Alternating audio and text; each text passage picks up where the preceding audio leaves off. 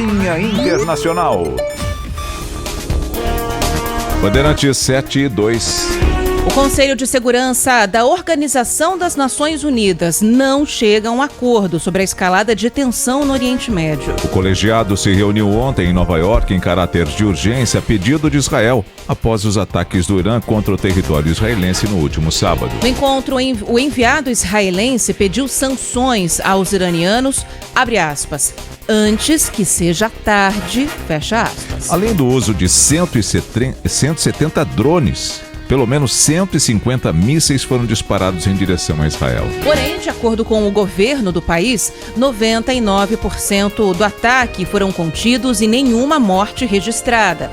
Uma menina de 7 anos ficou ferida e permanece em estado grave. Segundo o governo iraniano, a ofensiva foi uma retaliação à morte de 7 agentes militares do país em um bombardeio de Israel à embaixada da Síria. O Irã afirma que a operação foi finalizada e justifica a ação como um direito de defesa inerente, mesmo argumento apresentado pelos israelenses na ação em Gaza. No entanto, ainda há temor de que uma resposta de Israel pode gerar uma tréplica iraniana ainda maior. Mais cedo, o primeiro-ministro Benjamin Netanyahu convocou o gabinete de guerra para uma reunião, prevista para as 8 da manhã, no horário de Brasília. O secretário-geral da ONU pediu máxima contenção após a crise instalada no Oriente Médio. Antônio Guterres destacou aos países membros que atos de represália envolvendo o uso da força são proibidos pelo direito internacional.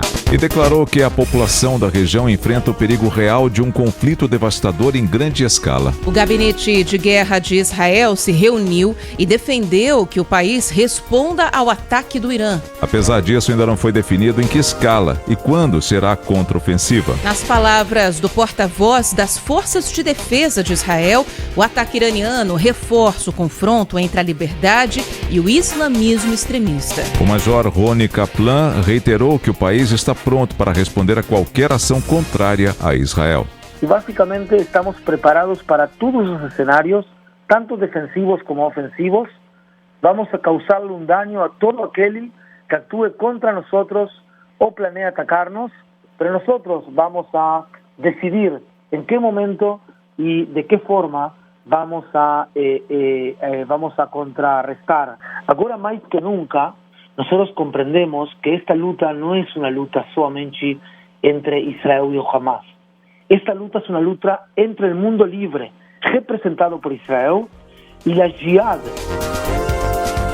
Os Estados Unidos pediram uma diminuição na tensão no Oriente Médio, mas exigiram que o regime iraniano seja responsabilizado pelos ataques. Já Israel pediu para que a ONU aplique todas as sanções contra o Irã, que respondeu dizendo que agiu de forma legítima ao atacar o território israelense. Em encontro virtual, líderes dos países do G7, que reúne as maiores economias do mundo, condenaram a ofensiva iraniana e pediram moderação. A reunião extraordinária foi convocada pela primeira-ministra da Itália, Giorgia Meloni, que exerce a presidência rotativa do grupo.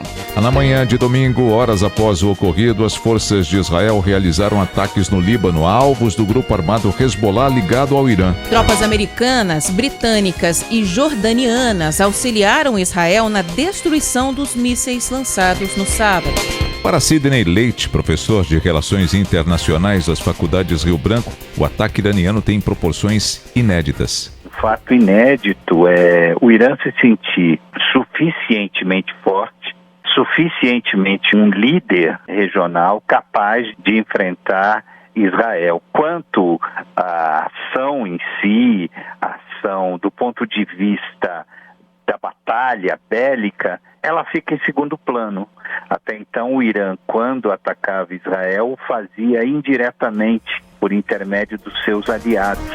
O professor de Relações Internacionais da ESPM, Gunther Rudzit, afirma que o ataque teve poder simbólico. Segundo ele, as forças iranianas poderiam causar mais estragos ao território de Israel, mas o objetivo da ofensiva não era causar um número expressivo de baixas. Os drones foram direcionados, ao que tudo indica, drones de uma velocidade muito baixa, com isso, possibilidade deles serem relativamente facilmente abatidos, e os mísseis balísticos, ao que tudo indica, que era a grande preocupação, porque esses têm uma dificuldade maior de serem interceptados, foram direcionados a uma base militar da Força Aérea israelense, da onde os caças F-35 teriam saído e matado justamente o general iraniano que causou toda essa crise. Por esse tipo de ataque iraniano, a resposta israelense, que deve vir, não vai ficar sem resposta, não vai ser diretamente ao solo iraniano. Brasileiros que vivem no país compartilharam vídeos do sistema de defesa interceptando os drones iranianos. A brasileira Paula Frenkel, que mora em Jerusalém, conta que teve que se esconder em um bunker assim que soube do ataque ao Irã. Passei uma parte da noite dentro do bunker, porque aqui tivemos sirenes, e tivemos uma noite bem tensa, assim, acho que todo mundo estava esperando um pouco para ver como ia se desenvolver as coisas. Tiveram muitas explosões, tiveram muito medo, mas estamos bem seguros. Eu nunca vivi nada parecido a isso, eu acho que ninguém nunca viveu nada parecido a isso. É a primeira vez na história, se não me engano, que Irã ataca diretamente Israel.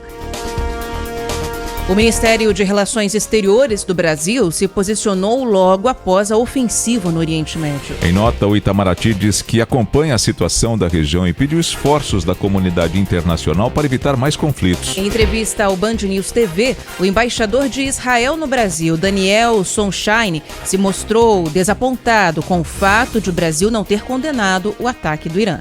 Esse ataque foi um ataque sem precedente, é um ataque direto de país, de um território para outro território. Então, isso é uma coisa sem precedente e nós esperamos que o governo brasileiro vai condenar este tipo de ataque terrorista. E não aconteceu. Então, acho que uma coisa que para nós faltou esta condenação. A Agência de Segurança Aeronáutica da União Europeia recomenda cuidado no espaço aéreo no Oriente Médio e também no Mar Vermelho. Bandeirantes 7 e 9. Em instantes, em Primeira Hora.